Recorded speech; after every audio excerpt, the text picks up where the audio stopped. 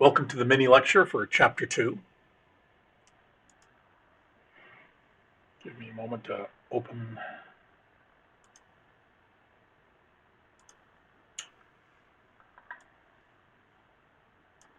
And there we go.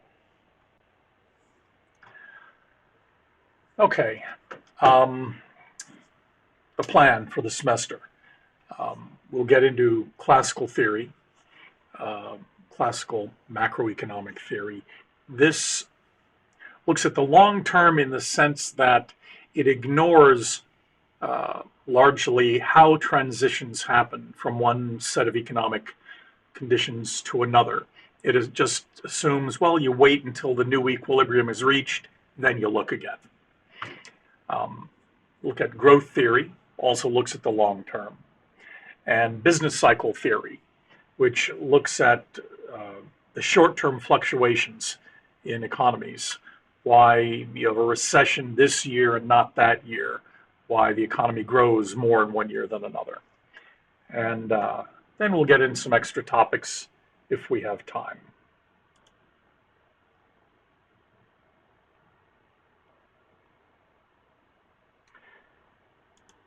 Okay, GDP. This is a formula you will see quite a few times this semester. It is the fundamental equation of national income accounting.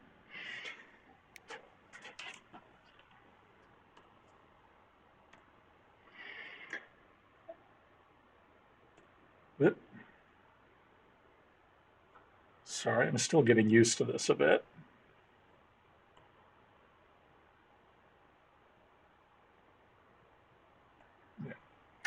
Okay,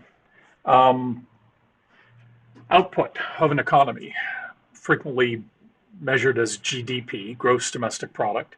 We usually use Y to indicate that. Also, you'll notice that these are capital letters. A good piece of the time, you will see capital letters in macro used to indicate variables that apply to the entire economy, and lowercase variables for things that apply to individuals. All right.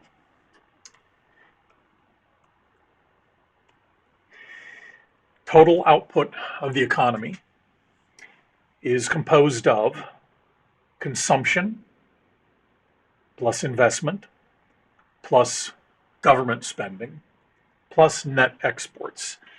Net exports, all economies in the real world both export and import to some extent. So this is just subtracting the two. So it's the net exports. If you are a net importer, you import more than you export, then NX would be a negative number.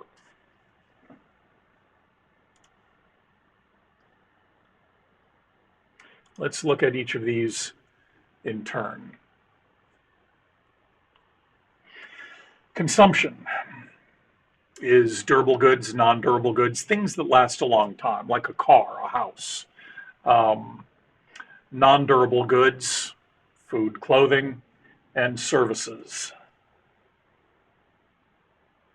Here's what it looked like in 2014 as a share of national income. Of total GDP, that C number, consumption, was about 70% of output. Investment. Investment includes the things you'd think in a common sense way are investment. We're going to build a new factory. We're going to research a new technology. One thing that's not really intuitive, residential fixed investment. If you buy a house to live in, that's considered an investment, not consumption, even though you're buying real estate to live in. Okay. Let's see, what else should you focus on?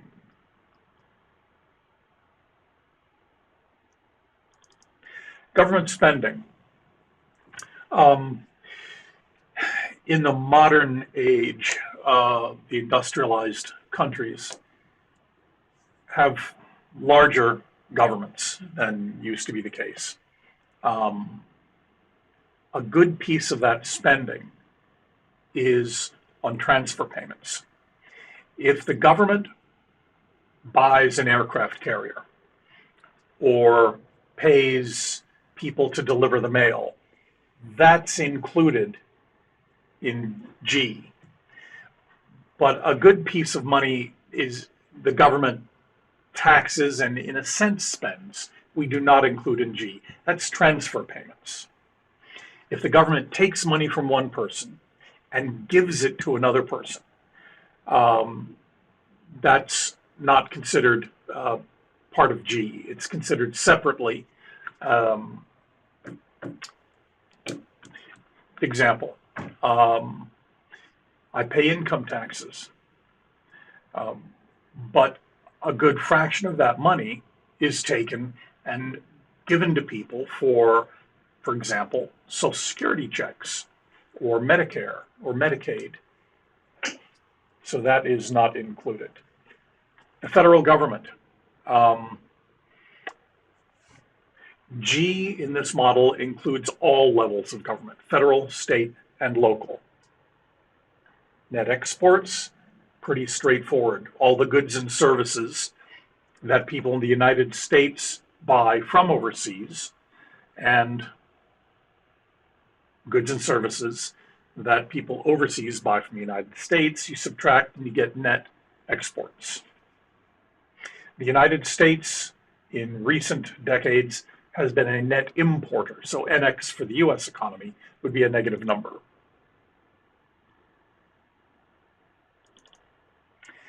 In this model, output always equals expenditure. Production equals consumption. This is not an observation, this is a definition. If there's something produced, and in the common sense use of the word is not consumed, a car is manufactured and nobody buys it. This is still true, because things that are not purchased and consumed in the conventional sense, in the everyday sense, go into inventory. Inventory builds up. If we keep making cars and nobody buys them, they'll end up sitting in a parking lot somewhere. If you make more of these things and nobody buys them, hopefully that day is coming soon, then they'll go into a warehouse and sit. But you can view an increase in inventory as a form of consumption. Think of it as if the company that made something and then couldn't sell it and sticks it in the warehouse, as if they purchased their own inventory, their own production.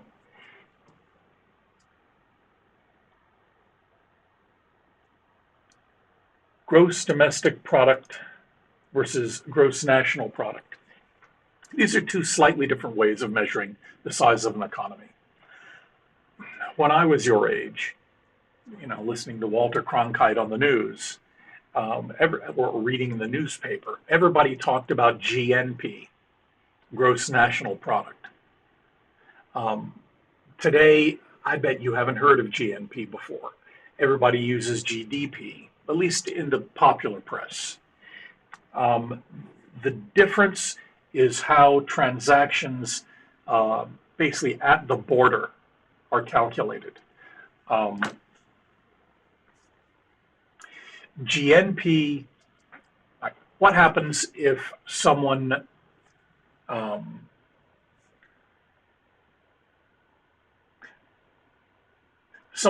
whoops, sorry. We are near the Canadian border.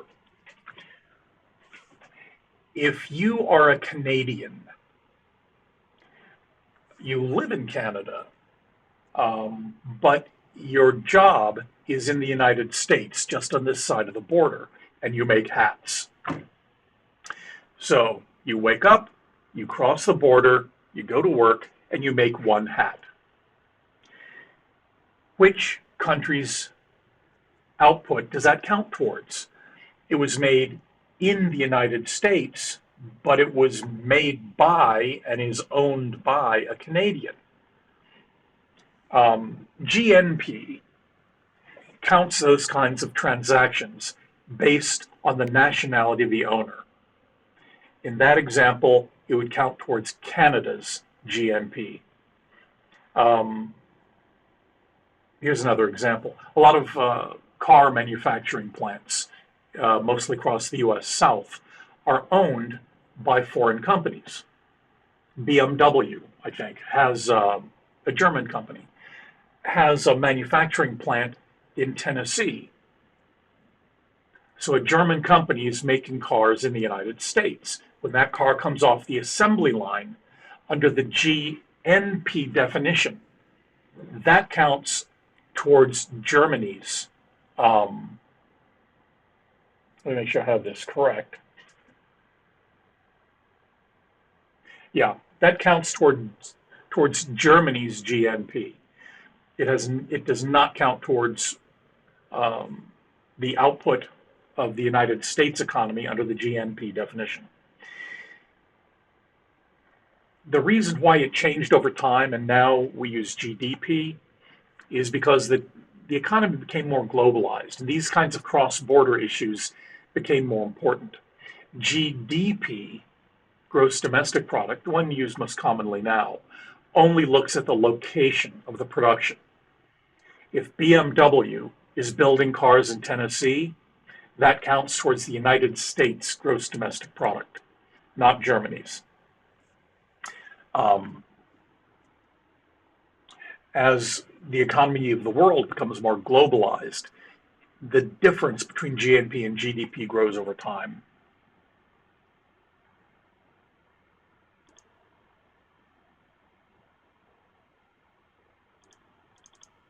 Here's an example.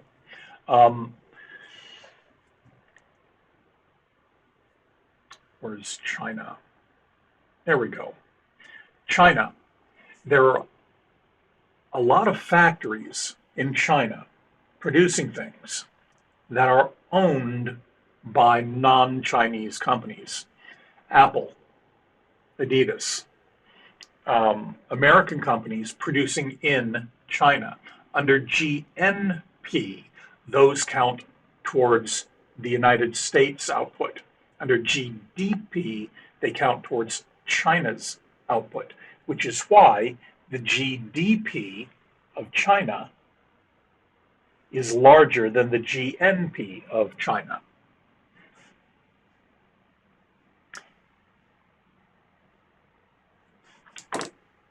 Let's see.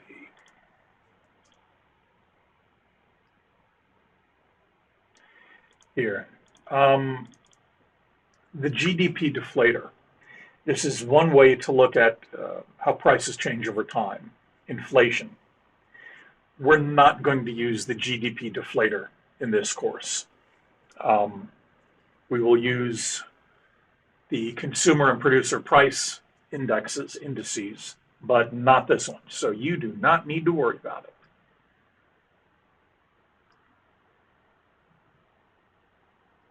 Okay, prices. Prices change over time. I doubt any of you, at least those who've lived in the United States your whole lives, at your age, have ever experienced high inflation.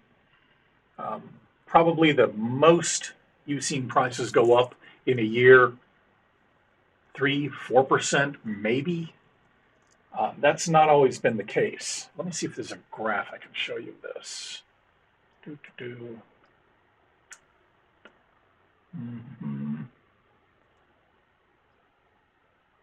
Not a handy one. Well, that's okay. Prices have been amazingly stable over the past several decades. In the 1970s, which I remember quite well, prices were not at all stable. The 1970s were awful. just so you know. Um, the music was not that bad. The styles of clothing were ridiculous. Um, Cars coming out of Detroit were garbage. Um, and the economy was terrible. In fact, one of the main things that not killed off, but certainly knocked Keynesian economic theories down quite a few notches was that in the 70s,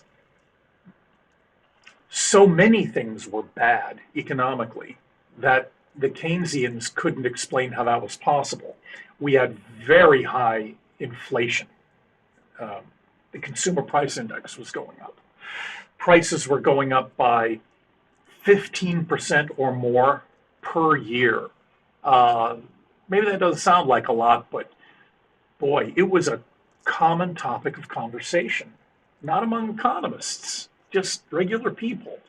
You know, boy, I went to the store today and you can't believe how much higher prices were than last week. People felt it in their pocketbooks.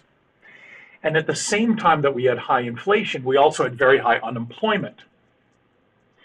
And we had very slow economic growth, frequently negative growth, recession. Um, so, those of you who are from other countries or who have visited other countries may have experienced much higher inflation. Um, in the United States in your lifetimes, that really hasn't happened. All right. How do we measure inflation? How do we measure the change in prices? One of the major ways is the Consumer Price Index, created by the United States Government Bureau of Labor Statistics. What they do is they create a list of a variety of things that the average consumer, because it's Consumer Price Index, would buy. And they call that a basket of goods, a typical assortment of things people would purchase. And they go out and run a survey. They hire people to go out and buy these things or check the prices. So now they know how much it would cost the average family to buy this basket of goods. Every month they collect that data and they put it into a formula and they see how much change there has been, and you see that here, in how much money it takes to buy the basket. And that gives you an index.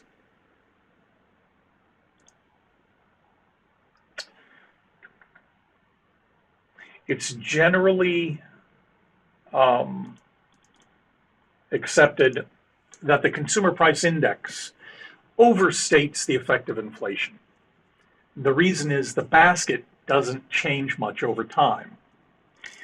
Here's an example of how that could happen. Let's say that the basket included the average family buying one apple and one orange.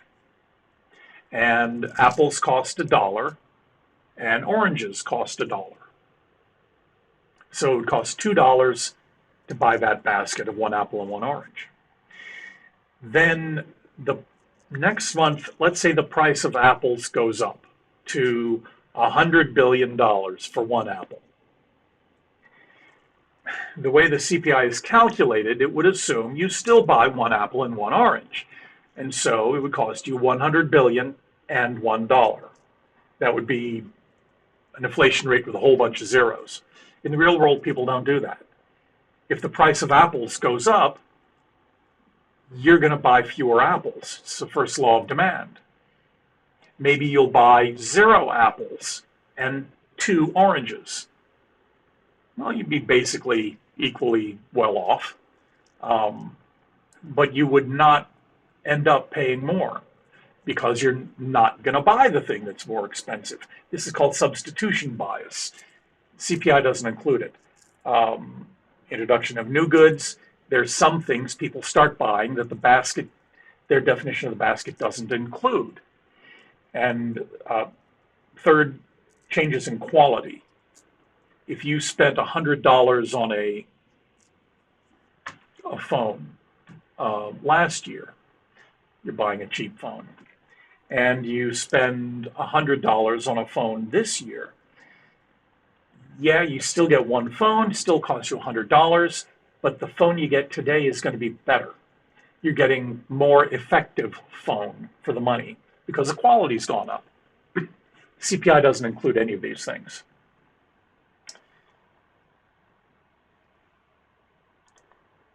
Let's see, what else do I want you to be sure you know? Oh, okay. Unemployment. You need to know these definitions, and you need to be comfortable with them. You are employed, the particular definitions of what it means to be employed, unemployed, in the labor force, not in the labor force, will make a big difference in how you calculate unemployment by various definitions. Employed, working at a paid job. Unemployed means you are not working, but also by some definition, you're looking for a job. The labor force are people who are employed plus those who are unemployed, not in the labor force. What does it mean to not be in the labor force? Babies. Babies do not have jobs. Are they unemployed? Well, no, in a common sense understanding, they're not, because they're not looking for a job. Babies are not in the labor force. They are neither employed nor unemployed. People who are in prison, are they employed? Are they unemployed? No, they don't have jobs, so they're not employed. But they also are not looking for jobs, so they're not unemployed. People in the military, that can be, depending on the particular standard you use, considered employed or not in the labor force. You all are adults. You could have jobs. A lot of you don't have jobs. Are you unemployed? Well, no, you're in college. You are not in the labor force, so you are not counted as employed. You also are not counted as unemployed.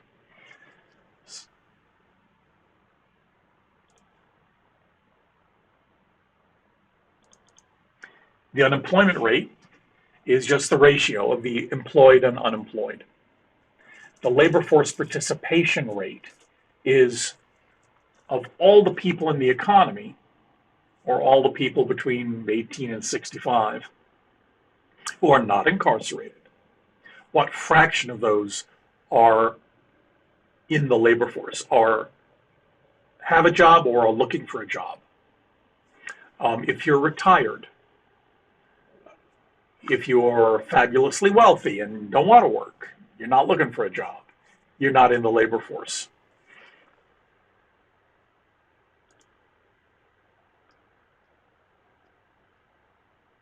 Let's see here. The reason why the labor force participation rate is important to understand. Here we have the unemployment rate in blue and the labor force participation rate in red. At the beginning of the Great Recession, you can see the unemployment rate skyrocketed. But at the same time, the labor force participation rate crashed. This means that the unemployment rate, as calculated by the government, actually understated the problem.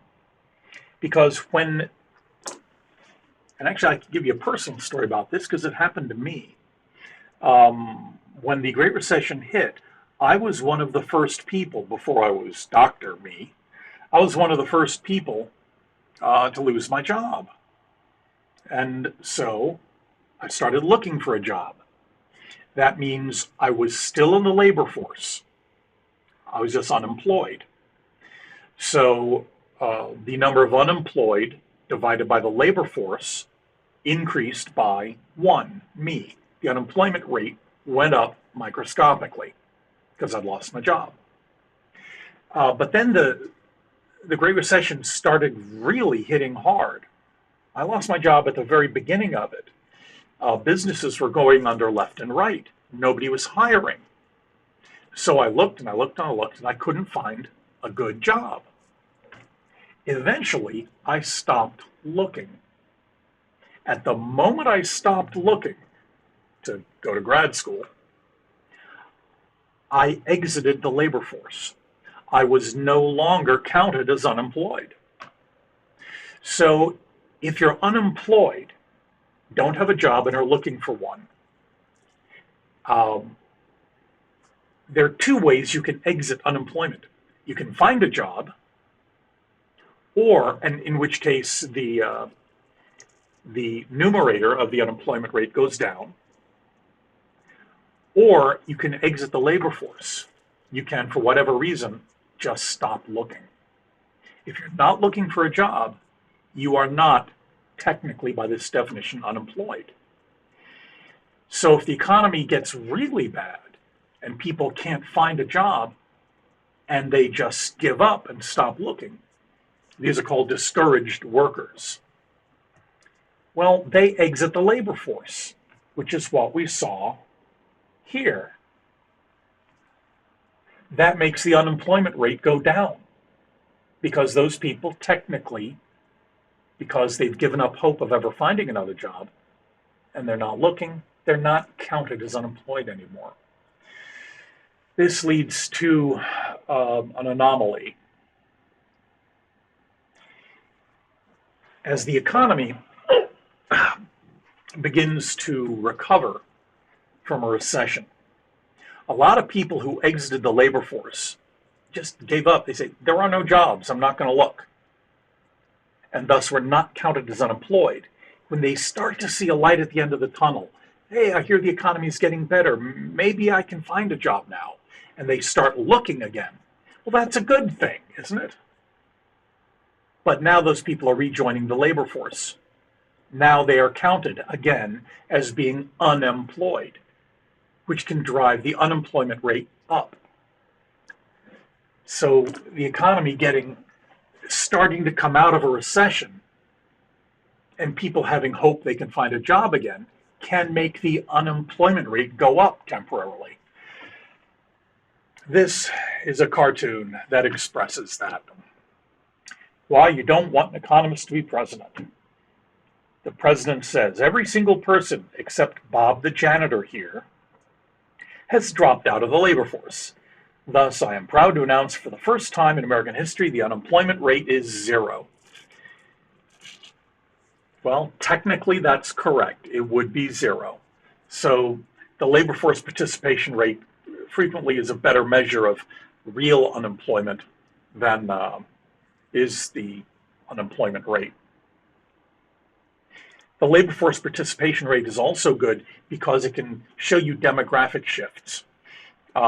As the baby boom generation starts to retire, they exit the labor force. So a smaller fraction of the total population is in the labor force. The labor force participation rate goes down over time. Oh, let's see. Those are the things that you should focus on. This chapter was not terribly complicated.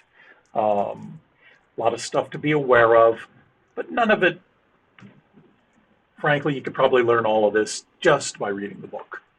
But it will get a little more complicated in the future, hopefully a little more interesting too.